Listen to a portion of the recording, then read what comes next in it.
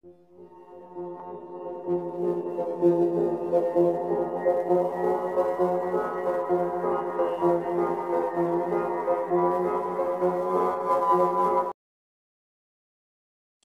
Cipto Mangunkusumo atau Cipto Mangunkusumo lahir di Pecangakan, Ambarawa, Semarang, 1886 dan meninggal di Jakarta, tanggal 8 Maret tahun 1943.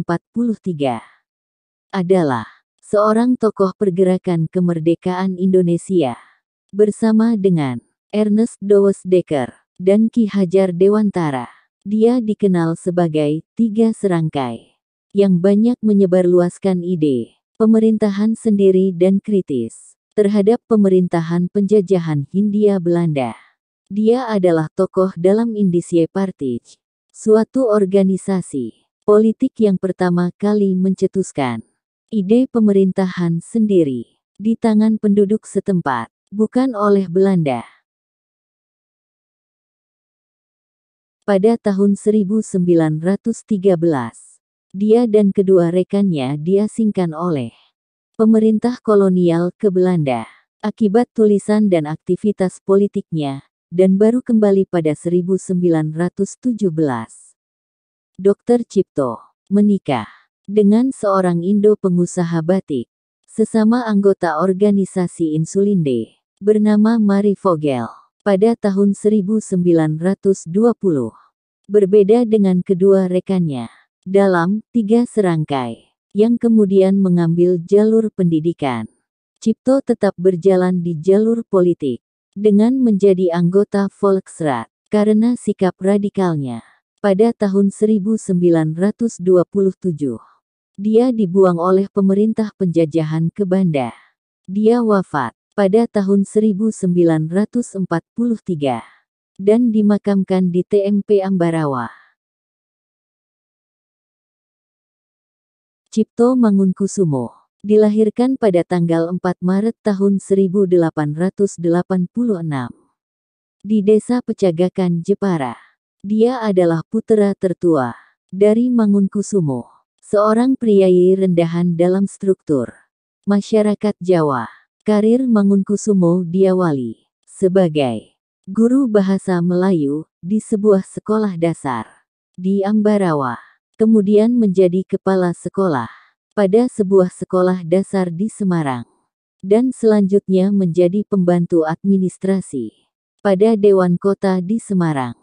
Sementara, sang ibu adalah keturunan dari tuan tanah di Mayong, Jepara.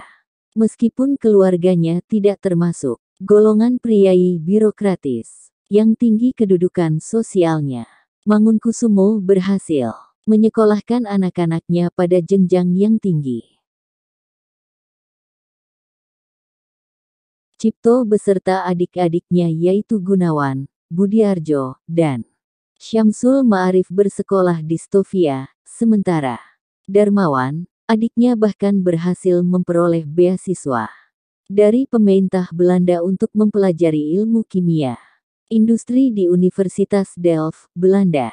Si bungsu, Sujitno, terdaftar sebagai mahasiswa sekolah tinggi hukum di Jakarta. Ketika menempuh pendidikan di Stovia, Cipto mulai memperlihatkan sikap yang berbeda dari teman-temannya. Teman-teman dan guru-gurunya menilai Cipto sebagai pribadi yang jujur, berpikiran tajam dan rajin. Begaafde leerling, atau murid yang berbakat adalah julukan yang diberikan oleh gurunya kepada Cipto. Di Stovia Cipto juga mengalami perpecahan antara dirinya dan lingkungan sekolahnya. Berbeda dengan teman-temannya yang suka pesta dan bermain bola sodok, Cipto lebih suka menghadiri ceramah-ceramah, baca buku, dan bermain catur. Penampilannya pada acara khusus tergolong eksentrik. Ia senantiasa memakai surjan dengan bahan lurik dan merokok kemenyan. Ketidakpuasan terhadap lingkungan sekelilingnya senantiasa menjadi topik pidatonya. Baginya, Stovia adalah tempat untuk menemukan dirinya dalam hal kebebasan berpikir, lepas dari tradisi, keluarga yang kuat, dan berkenalan dengan lingkungan baru yang diskriminatif. Beberapa peraturan-peraturan distofia menimbulkan ketidakpuasan pada dirinya, seperti semua mahasiswa Jawa dan Sumatera yang bukan Kristen diharuskan memakai pakaian tradisional bila sedang berada di sekolah.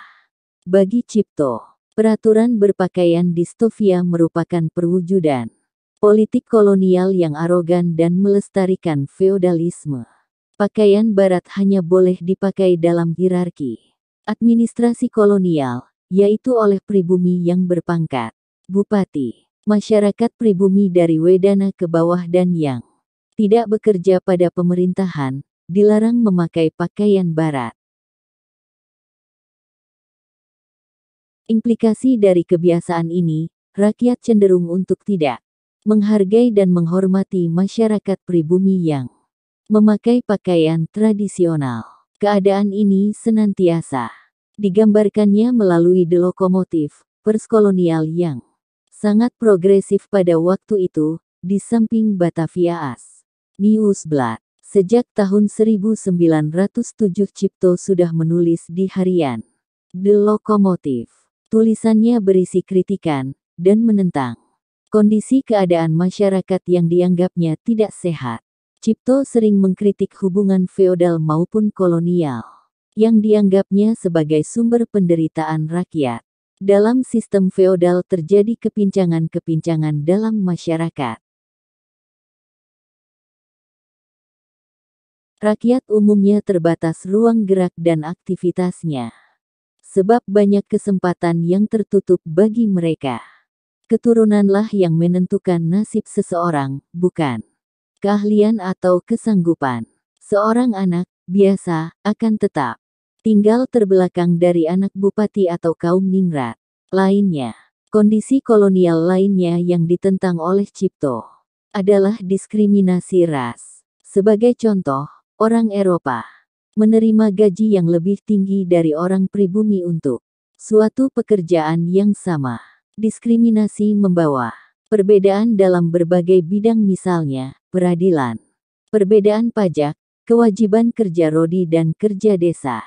Dalam bidang pemerintahan, politik, ekonomi dan sosial, bangsa Indonesia menghadapi garis batas warna. Tidak semua jabatan negeri terbuka bagi bangsa Indonesia.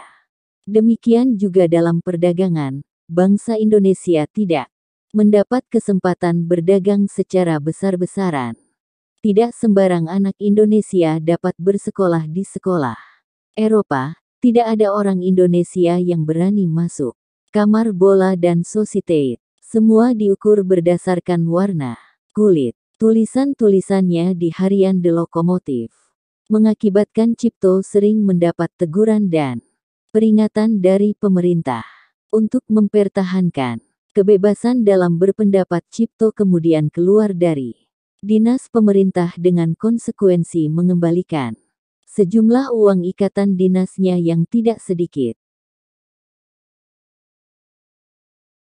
Selain dalam bentuk tulisan, Cipto juga sering melancarkan protes dengan bertingkah melawan arus. Misalnya, larangan memasuki society bagi bangsa Indonesia tidak diindahkannya dengan pakaian khas yakni kain batik dan jas lurik. Dia masuk ke sebuah society yang penuh dengan orang-orang Eropa. Cipto kemudian duduk dengan kaki dijulurkan. Hal itu mengundang kegaduhan di society. Ketika seorang opas atau penjaga mencoba mengusir Cipto untuk keluar dari gedung, dengan lantangnya Cipto memaki-maki sang opas serta orang-orang berada di dekatnya dengan mempergunakan bahasa Belanda. Kewibawaan Cipto dan penggunaan bahasa Belandanya yang fasih membuat orang-orang Eropa terperangah. Terbentuknya Budi Utomo pada tanggal 20 Mei tahun 1908 disambut baik Cipto sebagai bentuk kesadaran pribumi akan dirinya. Pada Kongres pertama Budi Utomo di Yogyakarta, jati diri politik. Cipto semakin nampak. Walaupun kongres diadakan untuk memajukan perkembangan yang serasi bagi orang Jawa, namun pada kenyataannya terjadi keretakan antara kaum konservatif dan kaum progresif yang diwakili oleh golongan muda. Keretakan ini sangat ironis mengawali suatu perpecahan ideologi yang terbuka bagi orang Jawa. Dalam kongres yang pertama terjadi perpecahan antara Cipto dan Rajiman. Cipto menginginkan Budi Utomo sebagai organisasi politik yang harus bergerak secara demokratis dan terbuka bagi semua rakyat Indonesia. Organisasi ini harus menjadi pimpinan bagi rakyat dan jangan mencari hubungan dengan atasan, bupati dan pegawai tinggi lainnya. Sedangkan Rajiman ingin menjadikan Budi Utomo sebagai suatu gerakan kebudayaan yang bersifat Jawa. Cipto tidak menolak kebudayaan Jawa, tetapi yang ia tolak adalah kebudayaan keraton yang feodalis. Cipto mengemukakan bahwa sebelum persoalan kebudayaan dapat dipecahkan, terlebih dahulu diselesaikan masalah politik. Pertanyaan-pertanyaan Cipto bagi zamannya dianggap radikal. Gagasan-gagasan Cipto menunjukkan rasionalitasnya yang tinggi, serta analisis yang tajam. Dengan jangkauan masa depan, belum mendapat tanggapan luas untuk membuka jalan bagi timbulnya persatuan di antara seluruh rakyat di Hindia Belanda yang mempunyai nasib sama di bawah kekuasaan asing, ia tidak dapat dicapai dengan menganjurkan kebangkitan kehidupan Jawa. Sumber keterbelakangan rakyat adalah penjajahan dan feodalisme. Meskipun diangkat sebagai pengurus Budi Utomo, Cipto akhirnya mengundurkan diri dari Budi Utomo yang dianggap tidak mewakili aspirasinya. Sepeninggal Cipto tidak ada lagi perdebatan dalam Budi Utomo, akan tetapi Budi Utomo kehilangan kekuatan progresifnya. Setelah mengundurkan diri dari Budi Utomo, Cipto membuka praktik dokter di Solo. Meskipun demikian, Cipto tidak meninggalkan dunia politik sama sekali.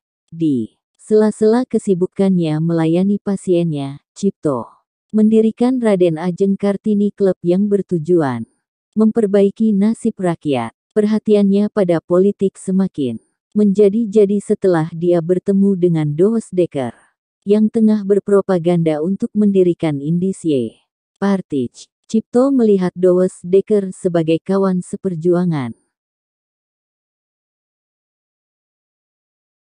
Kerjasama dengan Douwe Dekker telah memberinya kesempatan untuk melaksanakan cita-citanya, yakni gerakan politik bagi seluruh rakyat Hindia Belanda. Bagi Cipto, Indische Partij merupakan upaya mulia mewakili kepentingan semua penduduk Hindia Belanda, tidak memandang suku, golongan, dan agama. Pada tahun 1912 Cipto pindah dari Solo ke Bandung dengan dalih agar dekat dengan Douwe Dekker. Dia kemudian menjadi anggota redaksi penerbitan harian The Express dan majalah Het Tijdschrift.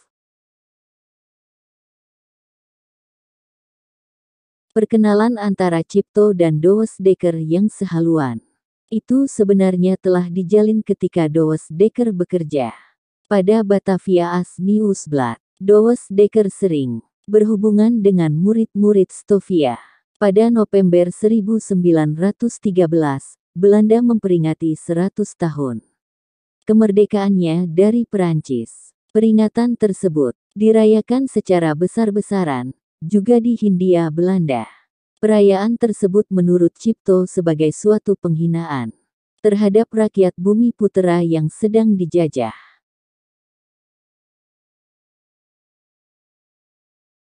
Cipto dan Suwardi Suryaningrat kemudian mendirikan suatu komite perayaan 100 tahun kemerdekaan Belanda dengan nama Komite Bumi Putra. Dalam komite tersebut, Cipto dipercaya untuk menjadi ketuanya.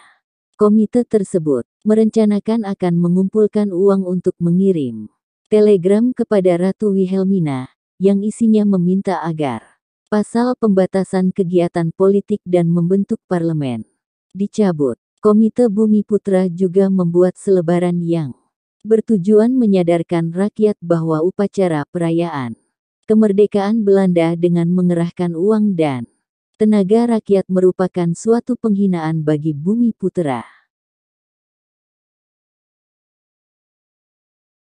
Aksi Komite Bumi Putra mencapai puncaknya pada tanggal 19 Juli 1913, ketika harian The Express menerbitkan suatu artikel Suwardi Suryaningrat yang berjudul Als ik een Nederlander was, andaikan saya seorang Belanda. Pada hari berikutnya dalam harian The Express Cipto menulis artikel yang mendukung Suwardi untuk memboikot perayaan kemerdekaan Belanda. Tulisan Cipto dan Suwardi sangat memukul pemerintah Hindia Belanda. Pada tanggal 30 Juli 1913 Cipto dan Suwardi dipenjarakan. Pada tanggal 18 Agustus tahun 1913. Keluar surat keputusan untuk membuang Cipto bersama Suwardi Suryaningrat dan Douwe Dekker ke Belanda. Karena kegiatan propaganda anti-Belanda dalam Komite Bumi Putra selama masa pembuangan di Belanda.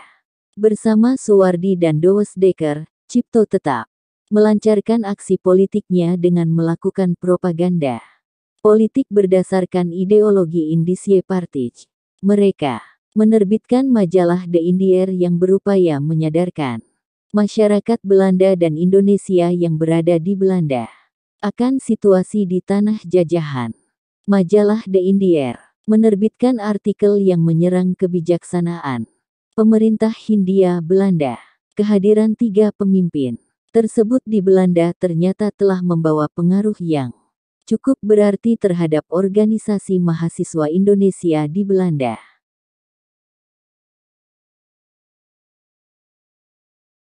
Indische Vereniging pada mulanya adalah perkumpulan sosial mahasiswa Indonesia sebagai tempat saling memberi informasi tentang tanah airnya.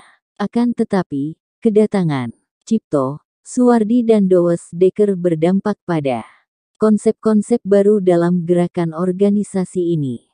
Konsep Hindia bebas dari Belanda dan pembentukan sebuah negara Hindia yang diperintah rakyatnya sendiri mulai dicanangkan oleh Indische Vereniging. Pengaruh mereka semakin terasa dengan diterbitkannya jurnal Indische Vereniging yaitu Hindia Putra pada 1916.